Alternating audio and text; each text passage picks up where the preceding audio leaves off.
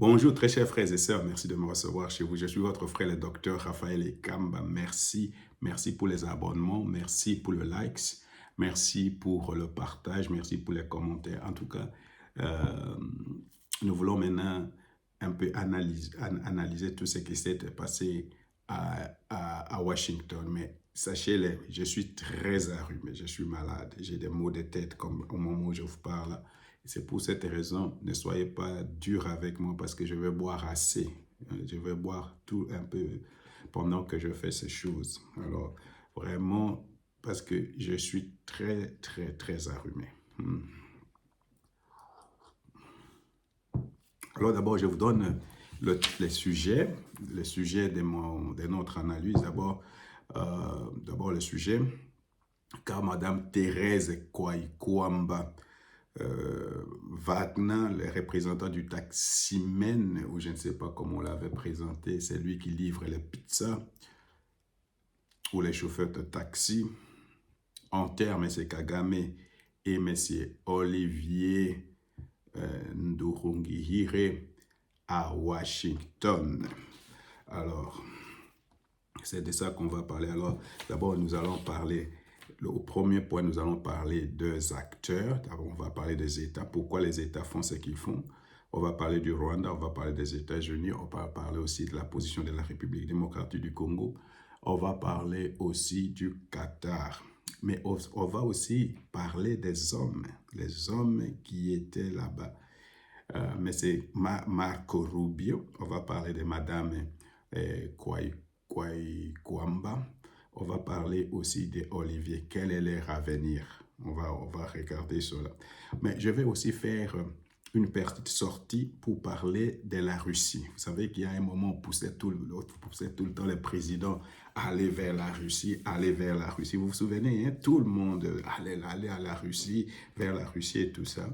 Et puis, on va parler aussi des gens qui critiquent le deal. Pourquoi critiquent-ils le deal? On va parler de ça. Et puis, on va parler aussi de l'importance, ça c'est le troisième point, on va parler de l'importance de cette cérémonie. Pourquoi à Washington? Et puis, on va parler de langage corporel et de la tension qui était palpable dans la salle où les fameux accords de principe ont été signés. Et puis, on va analyser les discours. Et après, on va tirer une conclusion, mais aussi, il y a quelques challenges. Alors, on va parler aussi de ces challenges-là. Maintenant, parlons d'abord des acteurs. D'abord, nous allons parler des États-Unis. Alors, il faut comprendre que les États-Unis ont décidé de faire de la région, pas de la région, de la République démocratique du Congo, un partenaire stratégique. C'est une décision.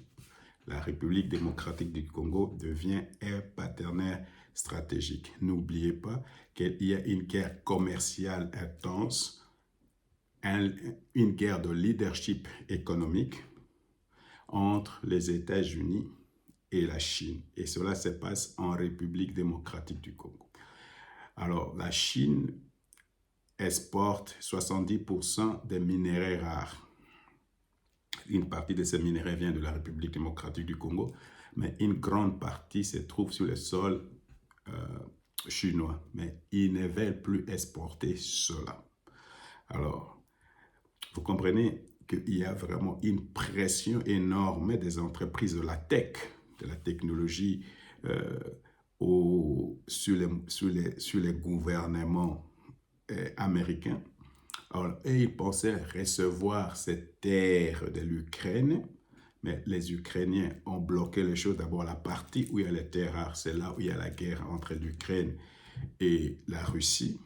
Ce qui fait que la seule possibilité d'avoir ces terres rares maintenant se trouve en République démocratique du Congo. Ce qui fait que pour les États-Unis, la République démocratique du Congo devient non seulement un trésor, mais devient aussi un partenaire stratégique. Problème, il y a l'insécurité. Problème, il y a la guerre. Problème, il y a le Rwanda. Alors, c'est pour cette raison, ils étaient obligés d'abord de résoudre ces problèmes de la guerre en République démocratique du Congo. Non pas seulement cela, il faut voir la grandeur du pays.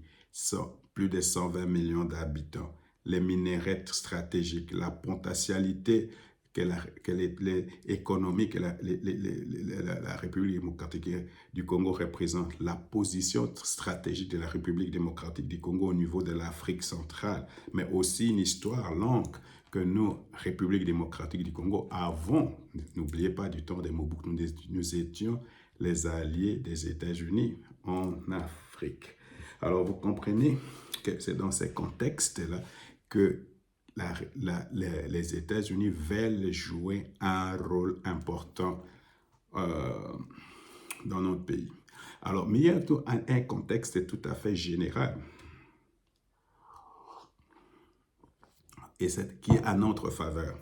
Depuis un certain temps, depuis George Bush père et George Bush fils, les partis républicains ne veulent plus faire de guerre. Ils ne veulent plus faire des interventions pour promouvoir la démocratie. N'oubliez pas, ils ont fait des guerres en Irak 2 fois. Ils ont fait la guerre en Afghanistan et ça a coûté les États-Unis beaucoup d'argent en armes et en hommes. Alors, depuis, le Parti républicain devient isolationniste. Ils ne veulent plus faire de guerre. Alors, qu'est-ce qu'ils veulent maintenant faire? Ils veulent que les États-Unis deviennent plutôt un agent ou promoteur de la paix, promoteur du développement, promoteur de la prospérité. Donc, ils ont, pas par les armes, mais ils apportent la paix. Voilà, c'est ce qui vient avec Donald Trump. Et c'est cet aspect-là de choses que moi, je trouve bien maintenant chez Donald Trump. Parce que moi, maintenant, je dois me repentir. Normalement, je n'aurais pas pu voter Donald Trump. Mais sur ce point précis, Donald Trump apporte quelque chose de très positif en Afrique. Aussi, en général, l'Union européenne veut investir en Afrique pour développer l'Afrique. Maintenant, les États-Unis veulent investir en Afrique pour développer l'Afrique. N'oubliez pas, ils ont fait ça en Europe, ils ont fait ça en Asie. Maintenant, ils veulent le faire aussi en Afrique. Alors, c'est dans ce contexte-là qu'il faut voir ce qui se passe actuellement avec Trump. Peut-être un petit détail qui n'est pas très important, moi je pense. Vous savez que Trump et Obama, c'est comme je ne sais pas, c'est comme, mon impression est que Trump essaie de devenir un Obama, aussi populaire qu'Obama ou avoir tout ce qu'Obama.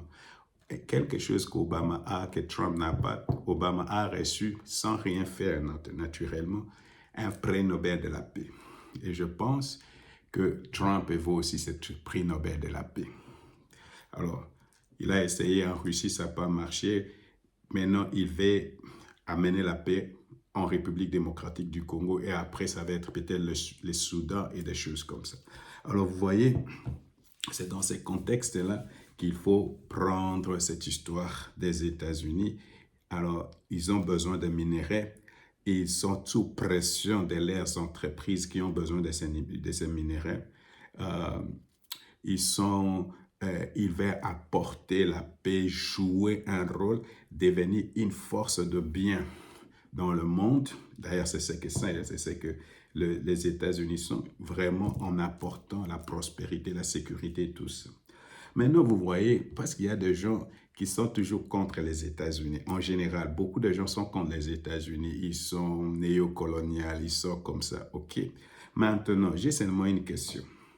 Ce n'est ni l'Europe, ce n'est ni la Chine, ce n'est ni la Russie, ce n'est ni l'Union européenne, ce n'est ni l'Union africaine, ni l'EAC-CAC qui a réussi à amener le Rwanda et le Congo démocratique à aller signer ces accords à Washington. Combien de gens ont essayé? Combien de fois l'Union européenne a essayé? Combien de fois l'Union africaine a essayé? Combien de fois EAC? Les États-Unis ont sifflé une fois et c'était la fin. Ils sont allés tous là-bas. C'est pour cette raison que les États-Unis est une force du bien. Une vraiment force du bien à mon sens. Peut-être vous êtes d'un autre avis, mais moi je pense que les États-Unis jouent souvent un rôle positif, hein, dans le développement économique, mais aussi dans la promotion de la paix. Maintenant, je ne sais pas, beaucoup de gens sont contre les États-Unis tout simplement pour être contre les États-Unis. Mais vous voyez que ce sont eux qui ont mis fin à cette situation. Et ce sont eux qui vont mettre fin à cette guerre qui a duré 30 ans, hein, dans notre pays. Alors, je vais parler maintenant du Rwanda comme acteur. Je vais parler du Rwanda comme acteur. D'abord, le Rwanda, c'est un petit pays enclavé, n'est-ce pas? Le Rwanda, c'est un pays enclavé, mais qui a les ambitions vraiment démesurées, n'est-ce pas? Les ambitions de vouloir diriger un pays beaucoup plus grand, je ne sais pas combien de fois beaucoup plus grand que le Rwanda. Donc, ce sont des ambitions. Comme vous savez, le Rwanda vit de l'aide. Beaucoup de leurs dirigeants sont sous sanctions. Il y a une crise économique terrible. Ils ne sont plus en mesure de financer la guerre. Alors, les sanctions, les résolutions et tout ça font que les Rwandais étaient en train de chercher la solution. Mais le problème avec le Rwanda, c'est quoi? C'est que le Rwanda n'a jamais respecté les accords signés depuis. Et d'ailleurs, c'est même leur posture jusqu'aujourd'hui. C'est pour ça, quand vous allez écouter les discours de Mme Kwame, elle est en train de faire pression à ce sujet, appel à la responsabilité. C'est d'ailleurs l'une des raisons pourquoi il fallait aller à Washington. Parce que les Rwandais, ils ont signé beaucoup d'accords. Ils ont signé Sun City, Addis Abeba, Nairobi, Kampala, Luanda, EAC. Les Rwandais font fi de tout cela. Ils s'en foutent complètement. Ils ne respectent aucun de ces accords. Et d'ailleurs, c'est la peur que j'ai, parce que nous sommes en train peut-être un peu de jubiler, mais c'est la peur que j'ai, parce que le Rwanda ne respecte pas ses engagements. Et souvent, quand vous écoutez leurs discours, ils accusent toujours que c'est la République démocratique du Congo qui ne respecte pas leurs engagements. Alors là, non-respect des engagements. Et le plus important, et là c'est la stratégie du Rwanda, c'était de vouloir toujours déplacer les bornes ou les cadres de discussion. Luanda après EAC, SADC après, il faut aller à Doha après Turquie. Donc, pourquoi? Parce qu'ils veulent gagner du temps. Ils veulent gagner du temps et trouver un moment qui leur est favorable pour qu'ils sortent avec quelque chose de ces négociations. N'oubliez pas, Kagame veut gagner quelque chose de ces négociations. Alors, c'est dans ce contexte que les États-Unis ont dit « niet ». Plus question de tergiversation, plus question de déplacer toujours les bornes, plus question de trouver toujours des excuses. Retirez-vous de la République démocratique du Congo, sortez vos militaires de la République démocratique du Congo, venez ici à Washington et vous allez signer ces accords-là. Et c'est dans ce contexte-là qu'il faut comprendre même ces histoires de signature. Maintenant, pour le Qatar, c'est un être acteur dans cette histoire. D'ailleurs, je dois dire une chose. Je ne pense pas que les négociations qui ont eu, peut-être on va l'apprendre après, mais je ne pense pas que les négociations qui ont eu lieu au Qatar ont produit quelque chose à part ces communiqués. Et vous connaissez, on a déjà analysé ces communiqués-là, donc je ne pense pas que ça a beaucoup bien marché. D'abord, parce qu'ils ont beaucoup d'investissements au Rwanda, qui sait qu'ils pouvaient faire un moyen de pression. C'est un petit pays aussi comme le Rwanda. Alors, il y a quelque chose que vous avez peut-être pas remarqué, mais le Rwanda fait une diplomatie des petits pays. Il essaie un peu de s'allier avec tous les petits pays du monde, à commencer par en Afrique, le Bénin, le Togo, ici en Europe, il va par exemple à Tchéquie, Slovaquie. Il peut vraiment, il essaie de Singapour, ou Singapour. Alors, il fait toujours cette idée de la diplomatie des petits pays. Alors, ce qui fait que le Qatar aussi, c'est un pays qui investit là-bas, mais c'est un pays aussi comme le Rwanda, a cette volonté de devenir grand et de voir beaucoup de possibilités, des visibilités. Je ne sais pas, il y avait un moment où il y avait de très fortes pressions entre le Qatar et l'Arabie Saoudite à cause de cet élément, parce que le Qatar avait d'avoir le leadership dans cette région-là et reprendre ce leadership-là de la part de l'Arabie Saoudite. C'est pourquoi il y a beaucoup de négociations qui se passent maintenant au Qatar. Maintenant, parlons de la République démocratique du Congo. Comme nous savons, la République démocratique du Congo a une position très stratégique en Afrique, est au centre de l'Afrique. Elle a beaucoup de richesses, elle a beaucoup de grandeur, pas de fractures et beaucoup de faiblesses au niveau militaire.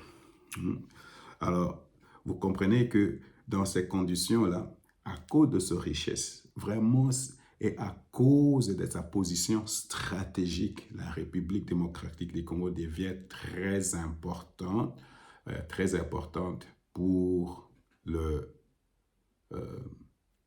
les États-Unis. Et c'est dans ce contexte-là que nous devons comprendre pourquoi les gens sont allés signer ces accords-là à Washington. D'abord, parce qu'il faut apporter une certaine garantie. Les États-Unis mettent leur autorité, leur garantie pour sécuriser l'accord, pour sécuriser l'accord. Maintenant, parlons un peu des personnes des acteurs, des personnes. D'abord, Marco Rubio. Vous savez que Marco Rubio était candidat président, je pense, après Obama, contre même Donald Trump. Contre Donald Trump, donc je m'imagine que lui aussi va briguer après Donald Trump, il veut peut-être encore devenir candidat président de la République des États-Unis, hein? Parce que peut-être dans ce cas-là, il sera en concurrence avec le fils de Donald Trump, vous comprenez? Alors, tous ces gens-là ont besoin de réalisations. Tous ces gens-là ont besoin de réalisations pour leur campagne prochaine. Et apporter de la paix en Afrique, c'est déjà quelque chose. Maintenant, pour mettre Mme Kwaekwamba, si je le compare à Olivier, Mme Kwaekwamba comme Marco Rubio a un avenir. Elle sera soit première ministre, elle pourra encore vraiment faire, elle a un avenir en République démocratique du Congo, cette femme, à cause de ses capacités et tout ça. C'est pourquoi, quand vous voyez même, elle soigne vraiment son image et ses apparences, donc même son discours est très soigné, un discours percutant. Maintenant, c'est quelqu'un qui a de l'avenir. Alors, Madame Wagner, quand vous comparez Madame Wagner et M. Olivier, ce sont deux destins différents, complètement différents. Alors, je ne sais pas ce qui va arriver à M. Olivier, parce que le futur de M. Olivier Nduhungirehe est complètement incertain. Je ne sais pas s'il y a Kagame qui est parti, ou si, comme je suis en train de voir là, le Rwanda entre à déliquescence, complètement, je pense que sa place peut-être est en exil. En exil. Donc, il n'a pas d'avenir. Je ne vois pas d'avenir. Je ne vois pas d'avenir pour M. Olivier Nduhungirehe. Je ne sais pas comment ça se dit. Alors, voilà. Maintenant, après que nous ayons parlé des acteurs, je vais parler je vais faire une petite sortie et parler de la Russie. Vous savez, il y a un moment, on faisait beaucoup pression au président de la République. Tu dois aller en Russie, tu dois aller à Russie, tu dois aller à Russie. C'est là où vraiment le calme et la sagesse du président jouent toujours un rôle important. Beaucoup. Moi, je n'étais pas pour ça. Je n'étais pas pour que la République démocratique du Congo s'allie avec la Russie. pour beaucoup de raisons. Alors, mais à cette époque-là, je ne faisais pas ce que je fais maintenant. Mais les présidents avaient raison de ne pas s'allier, ni de partir en Russie. D'abord, cette guerre, si nous étions partis en Russie, nous aurions acheté des armes. Et cette guerre n'aurait pas pu finir, les armes-là n'auraient pas pu finir la guerre. On serait en train de continuer à nous battre, à nous tuer. D'ailleurs, moi, j'ai l'impression que la Russie, vraiment, c'est un vendeur de mort. Ok, pardonne-moi cette expression qui est peut-être très dure, mais c'est comme ça, je vois. Quand vous les vendez les armes, c'est pour tuer les gens, n'est-ce pas? Alors, vous voyez que moi, je ne vois pas comment cette guerre allait finir avec la Russie, ou même par le fait que nous allions à la Russie. Ils sont, par exemple, à Centrafrique, ils sont maintenant au Burkina Faso, au Mali, ils sont peut-être aussi au Niger, mais vous allez voir, ce ne sont pas des pays aussi importants que la République démocratique du Congo. Alors, il y a une certaine concurrence entre la Russie et l'Union européenne, surtout la France, et aussi les États-Unis d'une certaine manière. C'est pour cette raison qu'à la place des Wagner, les miliciens des Russes là, qui sont partout, nous, on va recevoir les Blackwater. Et les Blackwater sont mieux que les Wagner. D'abord, il y a des lois, ils respectent les lois, ce n'est pas comme les Wagner, ils tuent de façon indiscriminée et puis ils enterrent et puis il n'y a personne qui peut le poursuivre. Mais les Blackwater, quand vous tuez, vous faites des choses, il y a des lois américaines, il y a la presse américaine. Donc, vous comprenez que c'était mieux, c'est mieux même de faire avec Blackwater qu'avec les Wagner. C'est mieux même de faire avec les États-Unis qu'avec la Russie. Je ne connais pas un seul pays dans le monde où la Russie a apporté la paix. Je ne connais pas, ou même a aidé à gagner la guerre. Je ne connais pas. Je ne connais. Peut-être moi, je suis en retard, informez-moi. Alors, c'est pour cette raison, encore une fois, le président a eu raison d'attendre et de ne pas vraiment aller se livrer à la Russie parce que ça nous aurait aidé à rien. On aurait peut-être reçu les armes, mais ça nous aurait aidé à rien. C'est pourquoi toutes les personnes, moi je ne comprends pas, parce que moi j'ai un problème avec ça. Il y a beaucoup de gens qui disent des choses et puis ils oublient complètement ce qu'ils ont dit. Si quelque chose comme ça se passe, il faut revenir pour reconnaître que nous avons, ça c'est l'élégance intellectuelle ou même vraiment l'élégance intellectuelle, reconnaître là j'ai commis une erreur, là j'ai pas bien analysé. Alors ça, le président encore une fois eu raison de ne pas aller s'allier avec la Russie. Ça c'est important. Maintenant, depuis un moment, depuis que les accords sont signés, j'ai l'impression tout le monde est en train maintenant de parler de ce deal. On a vendu le pays. Tshisekedi a vendu le pays. Tshisekedi... alors, vraiment, quelquefois notre pays, je ne sais pas ce qu'il y a avec notre pays, mais ok, je ne dois même pas critiquer cela, c'est la démocratie. C'est la démocratie et c'est bien comme ça. Beaucoup d'idées, beaucoup de discussions, c'est bien comme ça. Par exemple, regarde, parce qu'il y a les mêmes gens critiquent qu'il n'y a pas de démocratie, mais quand tu vois la floraison de tout ce qu'il y a comme analyste, de tout ce qu'il y a comme commentaire, des discussions dans les radios, dans les chaînes de télévision, c'est qu'il y a quand même une certaine liberté de presse, une certaine liberté d'expression. C'est qu'il n'y a pas, par exemple, au Rwanda, où les gens ne pensent pas à procuration.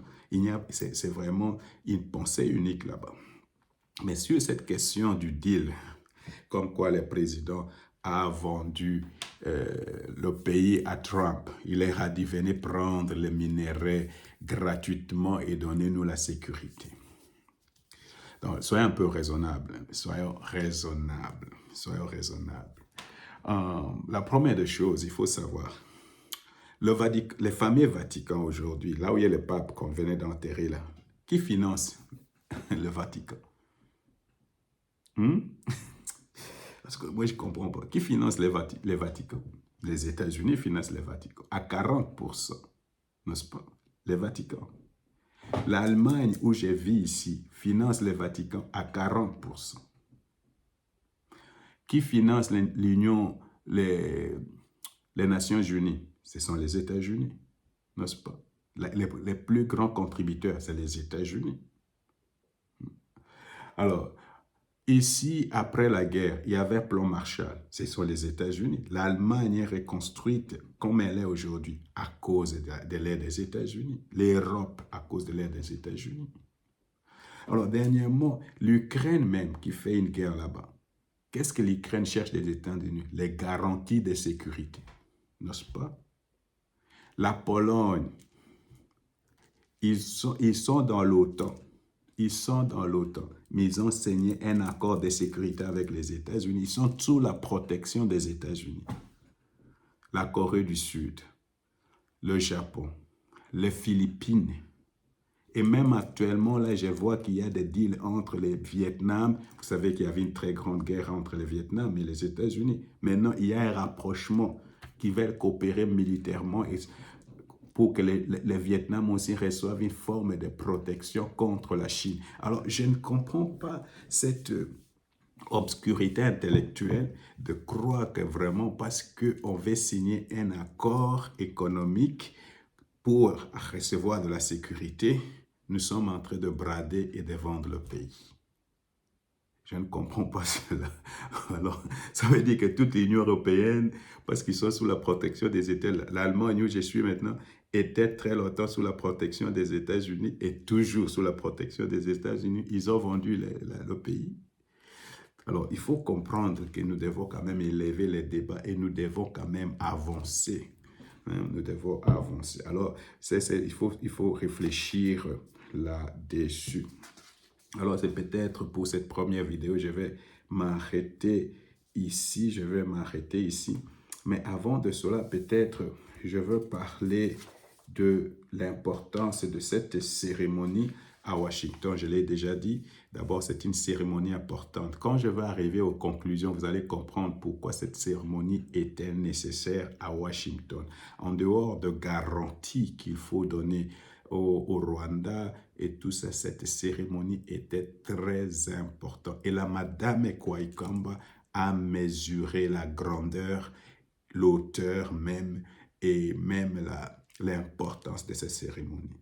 Et c'est pourquoi il fallait que ce soit à Washington. Parce que c'est un changement, c'est la fin d'une ère.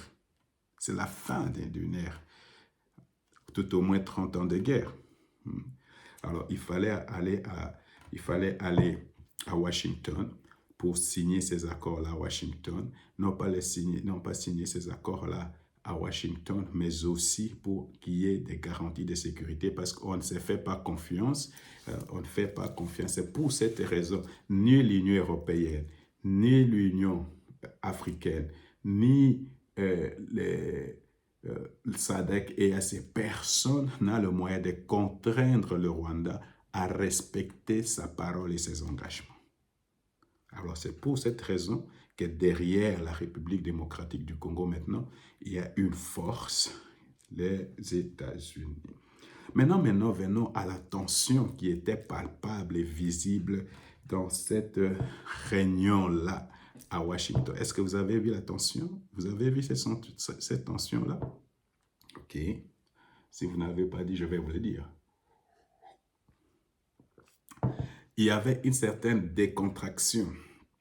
Madame Wagner était décontractée, mais seulement à l'égard de Marco Rubio.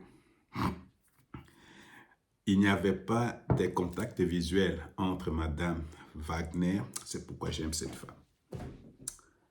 Oh, cette femme, elle est forte. Donc, elle était là-bas stoïque.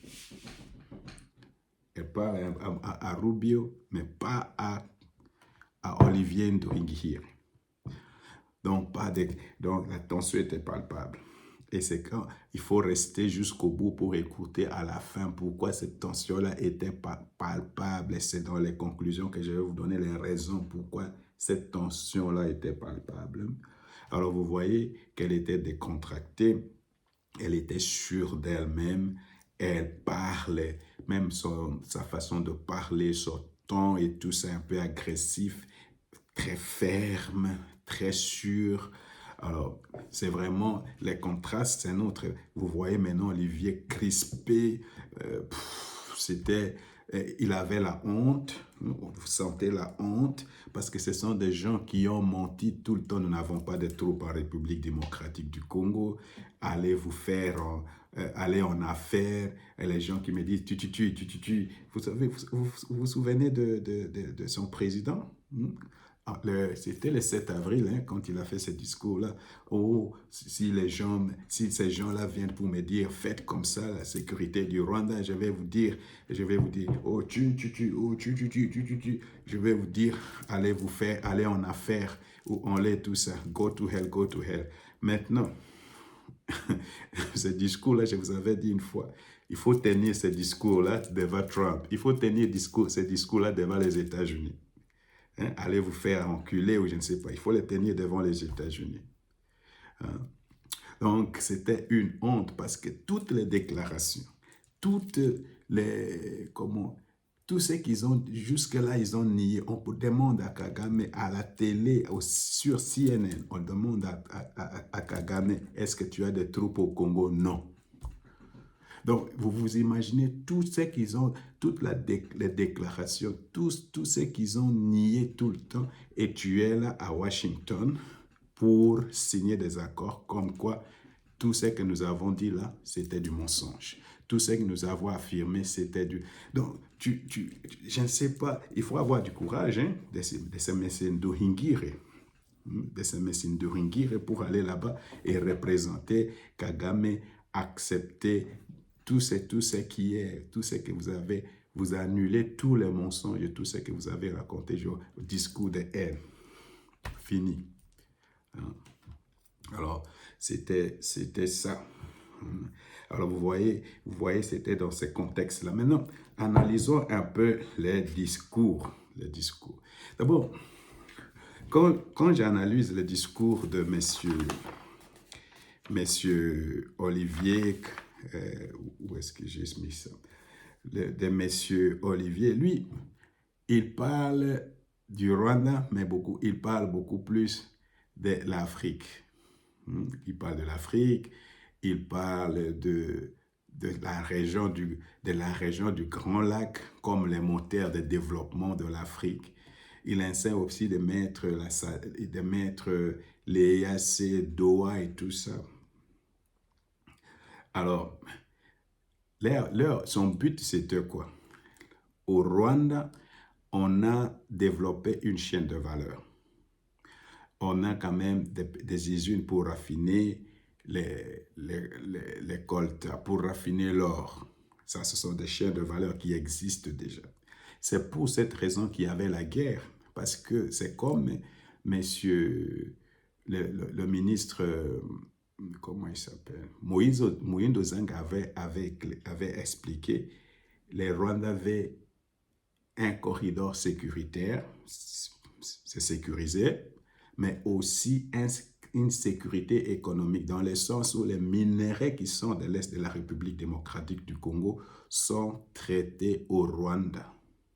Et de cette façon-là, le Rwanda peut se développer avec l'aide des minerais qui viennent de la République démocratique du Congo. Donc, son but était que ces chaînes restent, que cette sécurité reste, sécurité au niveau politique, mais aussi sécurité pour l'ère économique. Que cette chaîne de valeur continue à fonctionner, qui est un certain arrangement entre la République démocratique du Congo pour que ces usines-là continuent de fonctionner. Parce que sinon, si la République démocratique du Congo refuse, ces usines doivent fermer. Ça, c'est clair. Hein?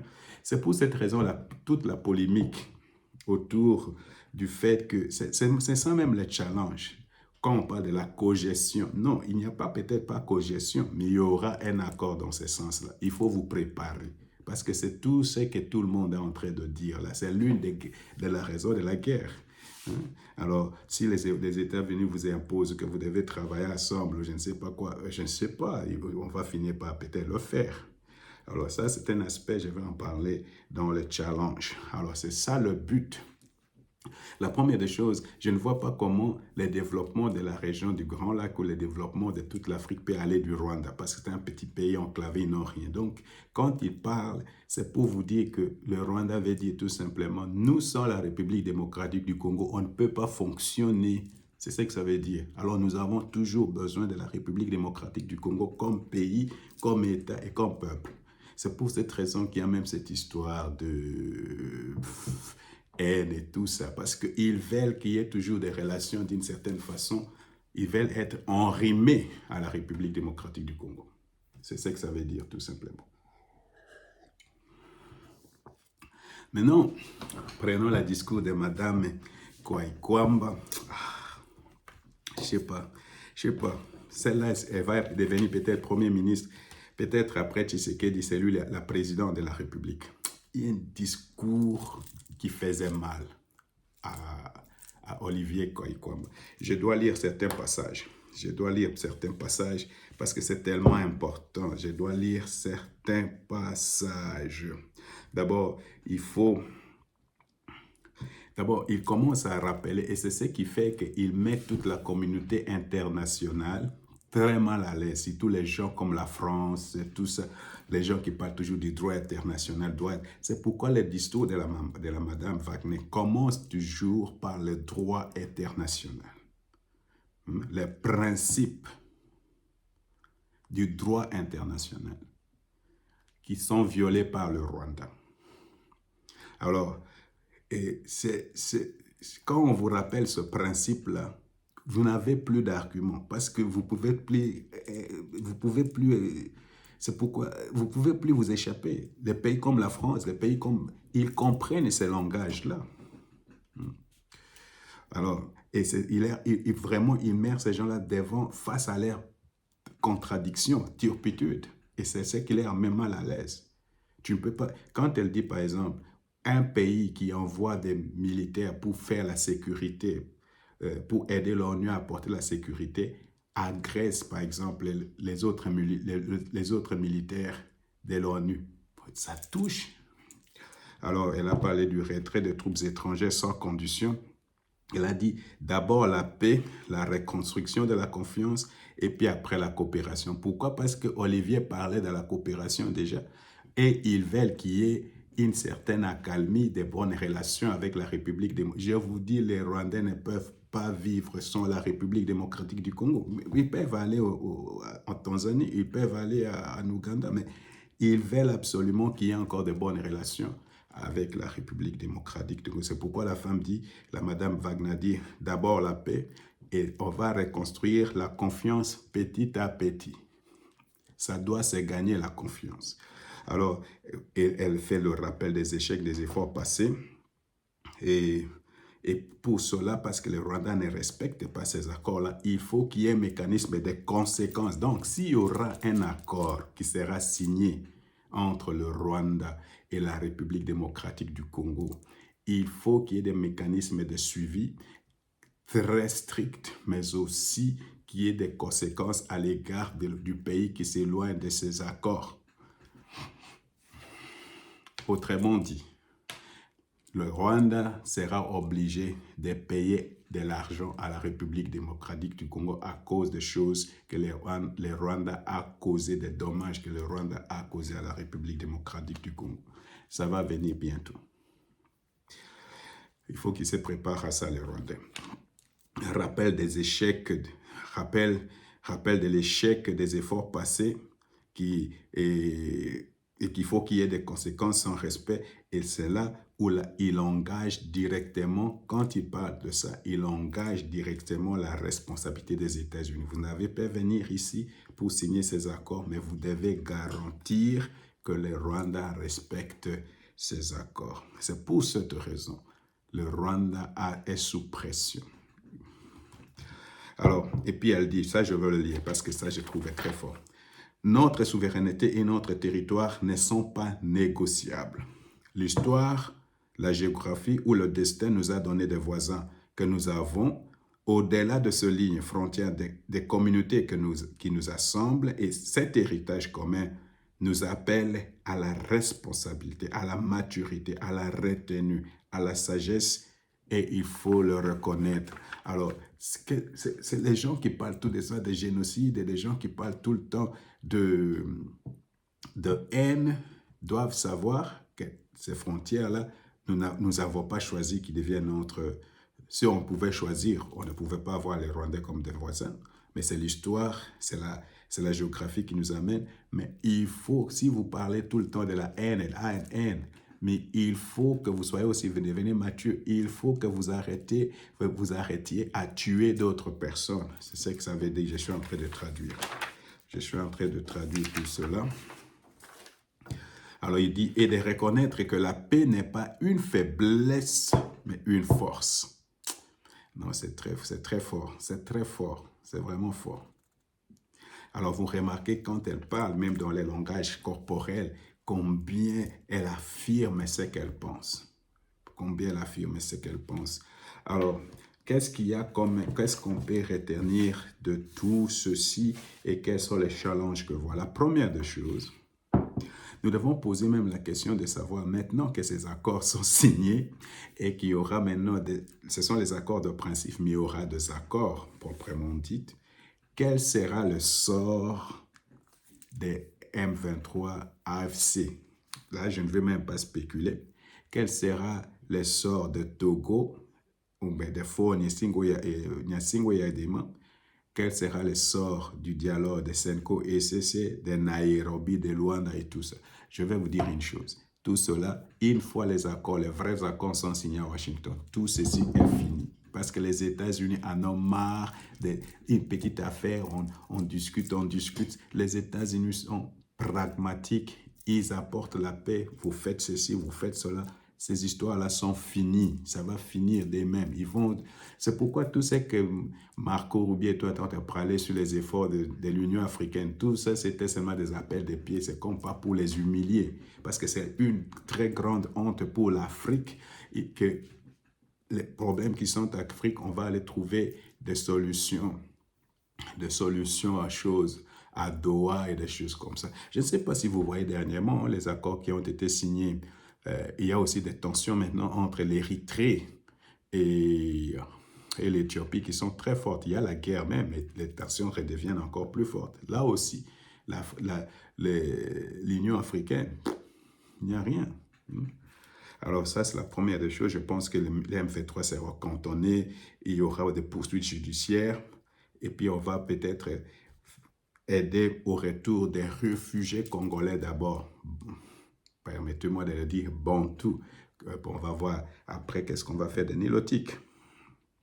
Alors, la deuxième des choses, les fins des mensonges du Rwanda. Cette histoire de dire comme quoi nous sommes au Congo parce qu'il y a de la haine, c'est fini. Cette histoire de dire nous n'avons pas de militaires au Congo, c'est fini. Cette histoire de dire non, nous avons des forces de défense. Vous ne pouvez pas aller là-bas représenter votre pays où on vous dit il faut sortir vos militaires, il faut que M23 désarme et vous allez là-bas pour dire nous on n'a pas de militaires. Non. Le fait que vous soyez là-bas et que vous soyez assis là-bas, c'est vous acceptez que nous avons des militaires sur le terrain. Donc, toute la narration rwandaise tombe à l'eau. Alors, les histoires des couloirs économiques, des couloirs de sécurité tombent aussi à l'eau. Maintenant, et c'est pourquoi il y avait beaucoup de tensions dans cette salle. Parce que les rôles sont inversés maintenant. Le pouvoir change de main. Vous comprenez ça? Le pouvoir change de main. C'était comme une passation de pouvoir. Hein? C'est comme si le Rwanda, le Kenya, l'Ouganda passaient maintenant les tabliers à la République démocratique du Congo. Et Olivier le sait. Ce qui se passe maintenant, c'est vraiment... le Rwanda redevient un petit pays sans signification. Donc, c'est pourquoi ils doivent s'arrimer à la République démocratique du Congo. Le rôle change. C'est ce qui s'était passé là-bas. Alors, Vous savez que les États-Unis étaient derrière comme des alliés du Kenya, de l'Ouganda. Maintenant, cette histoire est finie. Maintenant, c'est la République démocratique du Congo. Alors, le Rwanda reconnaît devant le monde entier que nous sommes en train d'agresser la République démocratique du Congo. Les mensonges tombent et tout à coup, le pouvoir aussi change de main. C'est comme si les États-Unis disaient la République démocratique du Congo devient notre allié, notre partenaire stratégique devant tout le monde. Devant tout le monde. Alors, vous voyez cette arrogance des Rwandais. Hein? Tu vois cette arrogance du Rwanda. Et d'ailleurs, c'est pour cette raison, vous voyez, même quand Olivier Ndorikirire, ou je ne sais pas, permettez-moi, excusez-moi parce que son nom est difficile. Alors, ne voulait pas saluer Madame Wagner. Ne voulait même pas la regarder dans les mains. Cette arrogance-là. Vous savez, vous êtes mouillé, complètement mouillé, mais vous êtes arrogant, vous devenez ridicule. Alors, il y a aussi un début d'une nouvelle ère de développement en RDC. Maintenant, le vrai problème, c'est qu'il y a un challenge. Nous devons voir les choses telles sont. Il y a vraiment des challenges avec cet accord, surtout dans sa pratique. Comment on va pratiquer cela? Il y a vraiment du challenge. Alors, vous comprenez que nous, les Congolais, on est en train de discuter sur la question de la cogestion, parce que ce n'était pas clair dans les accords de principe. Alors, les Rwandais étaient en train d'insister sur cette histoire de chaîne de valeur, où ils étaient en train de dire qu'ils veulent qu'ils signent des accords aussi avec les États-Unis sur cette histoire de chaîne de valeur, de l'air minéraux et tout ça. Alors, nous connaissons qu'il n'y a pas de minéraux au Rwanda. C'est que cette histoire, peut-être dans les accords finaux, doivent vraiment être complètement clarifiées. Parce que nous ne voulons pas une souveraineté partagée sur la partie de la République démocratique du Congo. Mais de ce que moi j'ai écouté dans les discours de M. Boulos, mais dans les discours aussi de Marco Rubio, mais aussi dans les discours d'Olivier, les choses ne sont pas très claires à ce sujet. J'ai l'impression qu'il y a une espèce de cogestion. J'ai dit, on attend les derniers les accords pour voir vraiment précisément ce que ça veut dire. Alors, c'est pour cette raison, peut-être Mme Kouaïkamba disait que d'abord, il faut la paix et on va reconstruire la confiance lentement et après, il y aura la coopération. Mais les États-Unis ne vont pas peut-être attendre cela. Ils vont nous imposer parce qu'ils savent que pour qu'il y ait la paix, il faut qu'il y ait le partage de richesses. Voilà, c'est mon analyse, c'est ce que moi j'ai écouté, peut-être je me trompe, mais tout au moins sur cette question, la façon dont j'ai écouté ça de Marc Rubio, de M. Boulos et de Olivier Olivier, le ministre des Affaires des étrangers du Rwanda, c'est comme s'il y a une espèce de cogestion de toutes les richesses qu'il y a dans la région du Grand Lac. Voilà, c'est ce que moi j'ai, ou tout au moins dans la région de Kivu. Alors, un autre vraiment élément que je trouve difficile, c'est le retour des réfugiés. Les retours de réfugiés. Il y a des réfugiés congolais, mais il y a aussi des réfugiés rwandais. Là, c'est un problème difficile. Vous savez que pendant que les M23 venaient, il y avait des réfugiés rwandais qui venaient, qui occupaient les maisons des Congolais. Maintenant, quand les Congolais vont rentrer. Alors maintenant, Kagame parle aussi qu'il y a des réfugiés au Rwanda, il y a des réfugiés en Ouganda, il y a des réfugiés au Kenya. Ça me surprend qu'il ne cite pas la Tanzanie.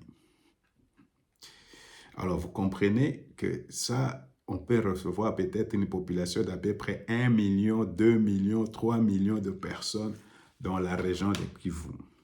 Alors, moi, je ne sais pas comment ça va se passer, mais ça, c'est vraiment un challenge qui est... Je ne sais pas comment ça va se passer concrètement. On va voir. Mais on peut recevoir beaucoup de gens. qui deviennent tout à coup des Congolais comme ça, parce que Kagame et Museveni et Ruto se sont mis d'accord. C'est pourquoi je sors la Tanzanie, parce que normalement, tu vas voir peut-être des Rwandais Congolais aussi en Tanzanie. Mais avec la Tanzanie, ça ne passe pas. C'est pourquoi ils vont jouer. Donc, ils vont déverser tout cet outil-là qu'il y a là-bas sur les territoires congolais. C'est un problème, un grave problème. Parce que je ne sais pas si les voisins nous vont accepter ça. C'est pourquoi dans ces communiqués-là des M23, tout ça, ils parlaient des communautés, que les autres communautés acceptent ces accords. Là, ça va être difficile. C'est un challenge. Mais non pas seulement cela, il y a cette histoire de FDLR qui avait disparu de les communiqués de Doha, mais qui réapparaît dans les contextes où il faut apporter de la sécurité au Rwanda. Un autre problème que je vois, c'est le retrait de troupes. Parce qu'on ne sait pas combien de troupes qu'il y a sur le territoire congolais. À peu près, il y en a à peu près 20 000. Il y en a qui parlent de 20 000, il y en a qui parlent de 4 000, il y en a... Alors tout ça, il faut on ne sait pas comment ça va se passer, on attend les accords. Mais le véritable challenge pour nous, c'est l'armée congolaise. Vous savez, ces accords,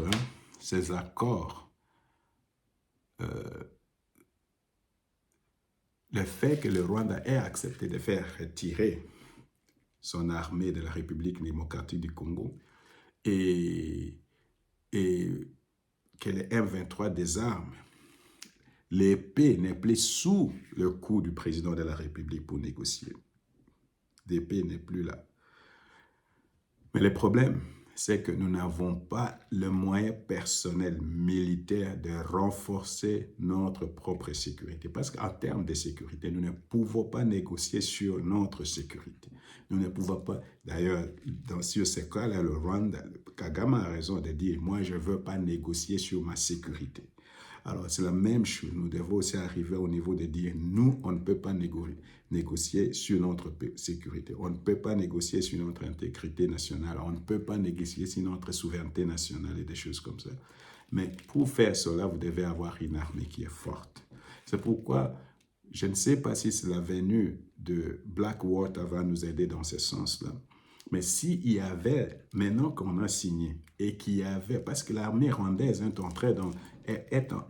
en voie de militaire à ce moment, pour occuper des sites miniers. Alors, en occupant ces sites miniers-là, qu'est-ce qu'ils veulent? Ils veulent que quand les Américains vont venir, ils les trouvent là-bas et qu'ils commencent à négocier directement sur place avec les Américains. Vous comprenez? Alors, et si nous, notre État n'a pas prévu ces choses-là, on va subir. Pourquoi? Parce que les Rwandais est dans ce sens-là beaucoup plus organisé que nous. Il faut qu'on les reconnaisse. Ça, c'est un aspect. Ça, c'est la difficulté. D'autre part, quand j'ai suivi, comme il m'arrive des fois de suivre Jean-Claude Moubenga, alors, quand je l'ai suivi aujourd'hui, il parlait même de M. Kalonji TV, de M. Kalonji. Il parle vraiment de gens qui y a ce deal, mais à cause du manque de sérieux de notre côté. Les Rwandais risquent de profiter de tout ceci et on revient à la case de départ. Donc ça demande beaucoup de sérieux, beaucoup d'organisation de notre part. Parce que sinon, c'est le Rwanda qui va encore sortir gagnant de ces accords par le fait que nous, on ne fait pas notre part au niveau de l'armée, mais on est au niveau aussi de la gestion. Mettre des gens bien en contact direct avec les Américains. Des gens qui peuvent aider, les gens qui aiment le pays. Alors, Jean-Claude Moubenga parlait même des gens de la famille du président, des gens qui sont là tout simplement des affairistes et des choses comme ça. Et ça gâche l'image du pays. Ça gâche complètement l'image du pays, surtout avec les États-Unis, parce qu'ils ne connaissent pas ces genres d'histoires où il faut payer les pots de vin, des choses comme ça. Voilà. Alors, j'ai fait une petite lecture, j'ai donné quelques conclusions, et ces conclusions-là me paraissent très plausibles dans le sens où je suis en train de voir un shift dans les positionnements au niveau de l'Afrique centrale, mais aussi de l'Afrique tout entière, mais surtout de l'Afrique de la région. Il y a eu passation de pouvoir aux États-Unis. Maintenant, on va seulement regarder comment ces accords-là seront appliqués sur le terrain. Vraiment, c'est pour dire que nous devons rester vigilants et que nous devons toujours continuer à soutenir le président de la République. Je dois insister sur ce fait. Nous devons continuer à soutenir le président de la République parce que les Congolais, même quand les choses sont en train d'aller dans le bon sens, les opposants, les gens s'opposent pour s'opposer. Et ça, c'est une maladie. On ne doit pas s'opposer pour s'opposer.